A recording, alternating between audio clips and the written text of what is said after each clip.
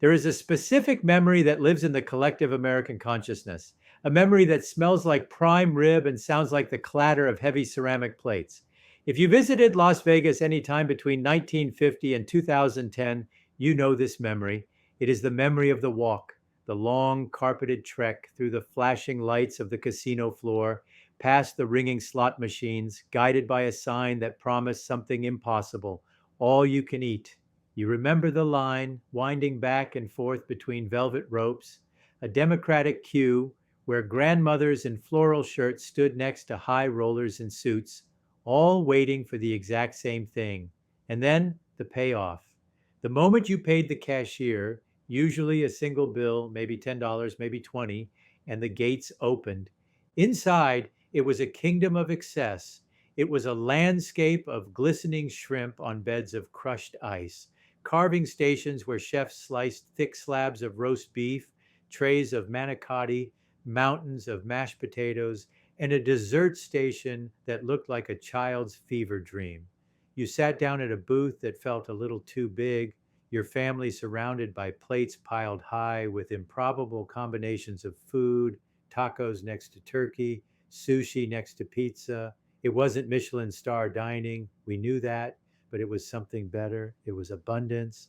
It was a feeling of safety. It was the one moment in a city designed to take your money where it felt like you were actually winning. For decades, the buffet was the beating heart of Las Vegas. It was the great equalizer, the loss leader that promised the middle class they could live like emperors, if only for an hour. It was a contract between the house and the player. We might take your money at the tables, but we will feed you like family. But if you walk into a casino today, that contract has been broken. The lines are gone, replaced by kiosks. The $15 price tag is now $85. The chaotic, warm, communal dining halls have been gutted, replaced by sterile, overpriced food halls where you buy a $20 sandwich from a window and eat it standing up. The era of the Vegas bargain is dead, but the death of the buffet isn't just a story about food prices or corporate greed. It is a story about the slow, methodical dismantling of the American middle-class vacation. It is the story of how Las Vegas stopped building for people and started building for portfolios. This is the history of the empty plate. Part 1, the invention of the deal. To understand why the death of the buffet matters, we have to understand why it was invented in the first place.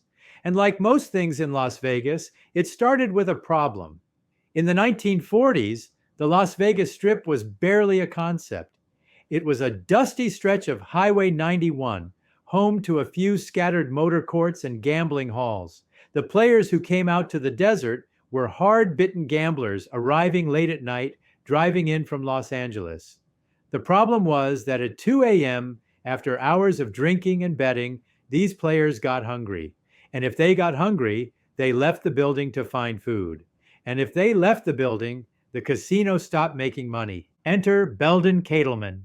In 1946, Catelman owned the El Rancho Vegas, one of the first true resorts on the highway. He looked at his empty tables in the early morning hours and had an idea that would change the hospitality industry forever. He told his kitchen staff to take the leftovers, the cold cuts, the salads, the extra roasted meats, and set them out on a wagon in the main dining room. He called it the Midnight Chuck Wagon. The price? $1. It was an immediate sensation. But the genius wasn't the food. The genius was the economics. Catelman realized that he was losing money on every single plate of food he served. The ham cost him more than the dollar he charged.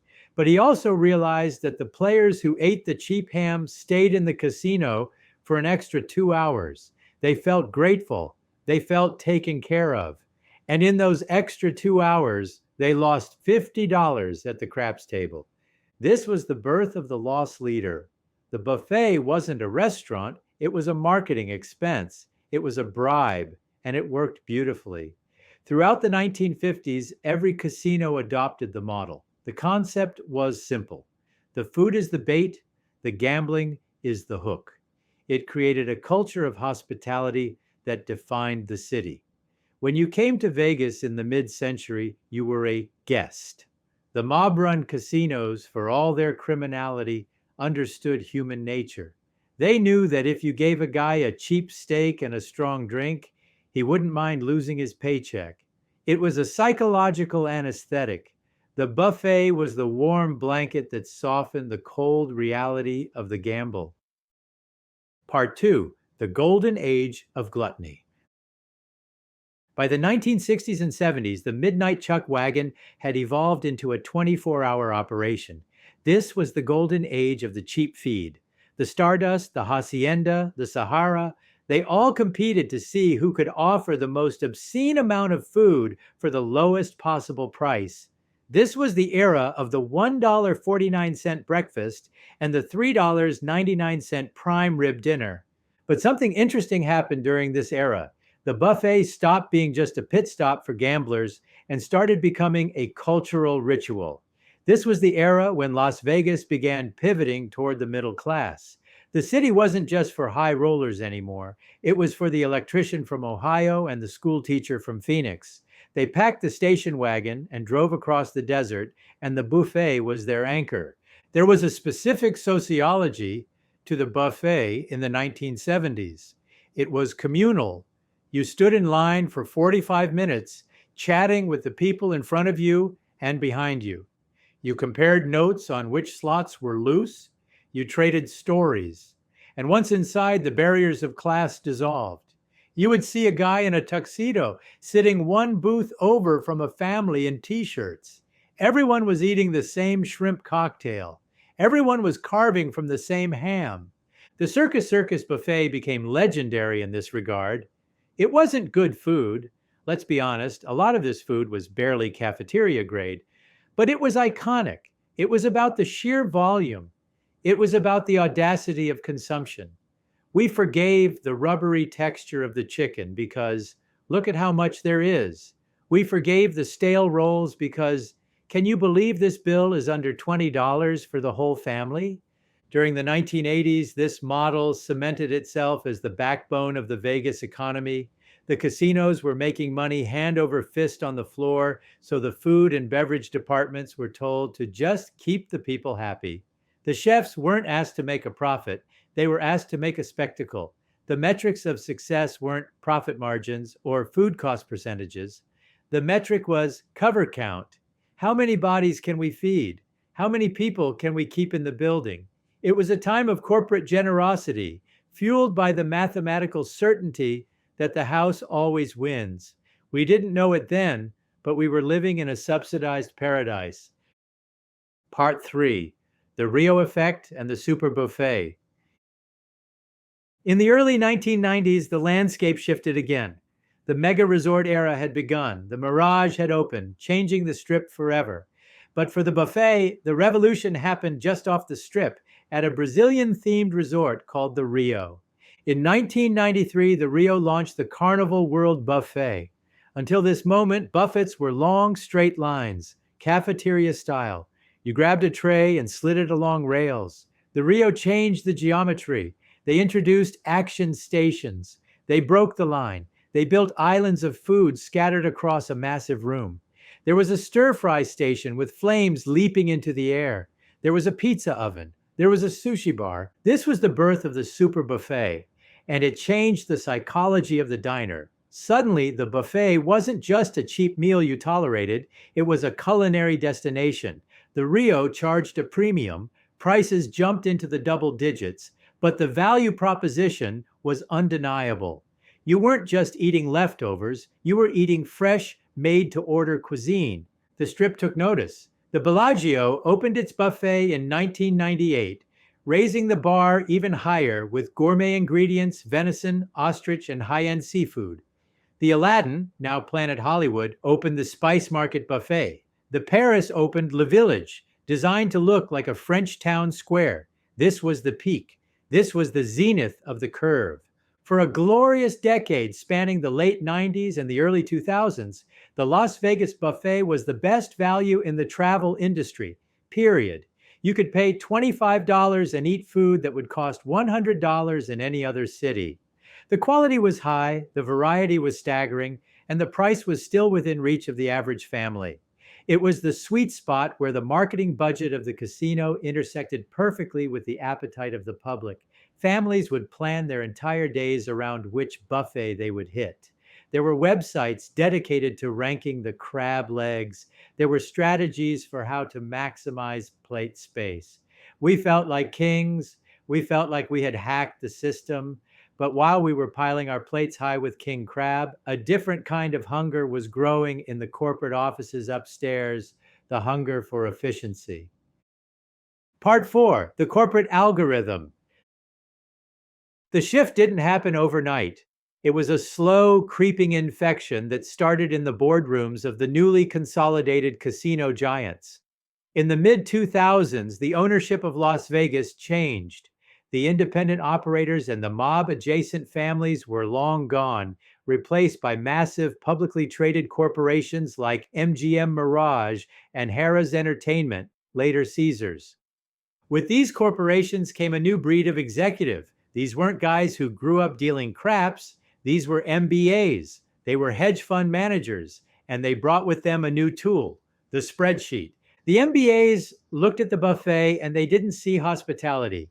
They didn't see a loss leader. They saw a profit leak. They saw millions of dollars in food costs walking out the door in the stomachs of people who, according to their new sophisticated player tracking data, weren't actually gambling enough to justify it. This is the turning point. The introduction of loyalty cards and data tracking allowed casinos to see exactly who was eating at the buffet. They realized that a huge percentage of buffet customers were non-gaming visitors, families who came for the pool and the food but didn't touch the blackjack tables. In the eyes of the corporation, these people were parasites. Why subsidize a $40 meal for a guy who isn't going to lose $200 on slots? The philosophy shifted from get them in the building to maximize revenue per square foot. A buffet takes up a massive amount of real estate. It requires a huge kitchen, a massive dining room, and an army of staff. The algorithm asked a cold, hard question.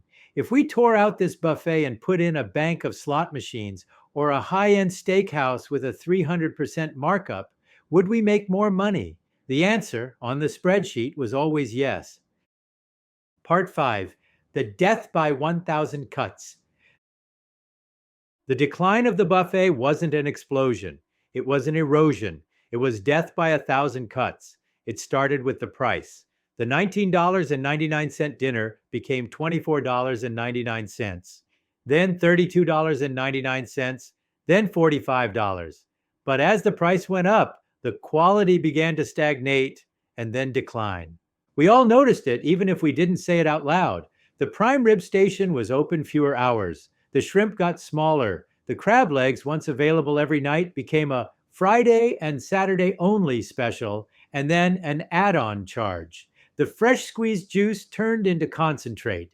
Then came the fees, the holiday pricing that seemed to apply to every weekend, the peak hour surcharges, the automatic gratuities added for parties of 6 or more, the 90-minute time limits. The buffet, which had been a place of leisure and abundance, began to feel policed. You were being watched. You were being clocked. The atmosphere changed too.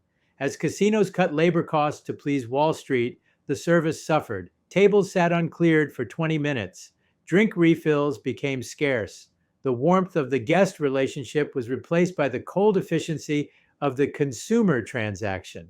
We kept going, largely out of habit and nostalgia, but the joy was leaking out of the experience. We were paying more and getting less. The Vegas bargain was evaporating. By 2019, the buffet landscape was already fragile. Many smaller casinos had already closed their buffets, replacing them with fast casual concepts. The big strip buffets were charging $60 a head, pushing out the working class families that had built the city's reputation. The ecosystem was straining. It was a bubble waiting to burst. And then, in March of 2020, the world stopped. Part 6, the pandemic purge and the rise of the food hall. When the pandemic shut down Las Vegas, it provided the corporations with the perfect alibi. For years, executives had wanted to kill the buffet model, but they feared the backlash. They feared the public outcry. But COVID-19 changed the calculus. Suddenly, the idea of open food trays and shared serving spoons wasn't just unprofitable, it was a biohazard. When the casinos reopened, the buffets stayed closed. At first, they said it was temporary. They said it was for safety. But as the months dragged on, the truth became clear. They weren't trying to figure out how to reopen them safely. They were figuring out what to put in their place. This is the era of the food hall. If you walk through the area or the resorts world or the renovated sections of the MGM Grand today, you will see them. They are slick, neon-lit corridors lined with curated vendors, a famous Nashville chicken spot, a trendy dumpling house, a celebrity chef's taco stand. The casinos love the food hall model. It is the perfect corporate solution. The casino doesn't have to operate the kitchens, they just collect the rent.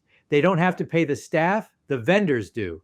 And best of all, there is no all you can eat. You pay per item. You want a burger? That's $18. Fries? That's $7. A drink? That's $6. By the time you are done, you have spent $35 for a meal that you have to carry to a communal table yourself, eat out of a cardboard box, and clean up after yourself. It is the exact opposite of the buffet. The buffet was low friction, high value. The food hall is high friction, low value. It is efficient, it is profitable, and it is completely soulless. It isolates the diner. Instead of a family sharing a meal, you have a family scattering to 4 different lines, paying 4 different tabs, and struggling to find a table together. The communal ritual is gone, replaced by a transactional hustle. A few buffets survived, of course. The Bacchanal at Caesars, the buffet at Wynn. But look at them now. They are no longer for us. They are ultra-luxury experiences. The price is $85, $90, sometimes over $100 per person during holidays. They have successfully gentrified the leftovers. They turned the loss leader into a luxury good, accessible only to the whales, effectively barring the gate to the middle class. Part 7. The Empty Plate. So why does this matter? Why should we mourn the loss of overcooked pasta and lukewarm carving stations? We should mourn it because the death of the buffet is a symptom of a much larger loss. The buffet was the physical manifestation of Las Vegas's generosity. Yes, it was a cynical generosity designed to get our gambling money, but it was generosity nonetheless. It was a place where the city said, come in, sit down, have more than you need. Today, Las Vegas has pivoted to a model of extraction. Every interaction in the modern casino is designed to nickel and dime. The resort fees, the paid parking, the $24 cocktails, the elimination of the cheap buffet, it all sends a clear message. If you are not rich, you are not welcome. The city has been segmented. There is a Vegas for the 1%, and there is a Vegas for the rest of us. The 1% eats at the $100 buffet. The rest of us eat at the Shake Shack in the food hall. The space where we used to meet, that democratic, messy, wonderful line at the Rio, is gone. There are a few holdouts. If you drive far off the strip to the locals' casinos in Henderson or Summerlin, or to the faded grandeur of downtown, you can still find a few old-school buffets. The Main Street Station, the South Point, they are the last beacons of the old way. The carpets are a little worn, and the food isn't Instagram ready, but the spirit is there. You can still see the regulars. You can still see the families. You can still feel the faint pulse of the city that used to be. But for the most part, the era is over. The golden goose didn't die of natural causes. It was starved to death by a spreadsheet. We traded community for efficiency. We traded the ritual for the transaction. And now, as we stand in line at a kiosk to order an $18 grilled cheese sandwich, we can't help but feel the phantom weight of a heavy ceramic plate in our hands, and the memory of a time when Las Vegas wanted us to be full. I want to know about your memory, not the shiny new Vegas, but the one we lost. Did you have a specific buffet ritual? Was there a specific meal at the Frontier, or the Stardust, or the old Aladdin that defined your trips? Tell me your story in the comments below. Let's build a digital archive of the golden age right here before it's forgotten completely. Because the buildings are gone And the prices have changed, but the memories of that first bite of prime rib, the house can't take that away from us.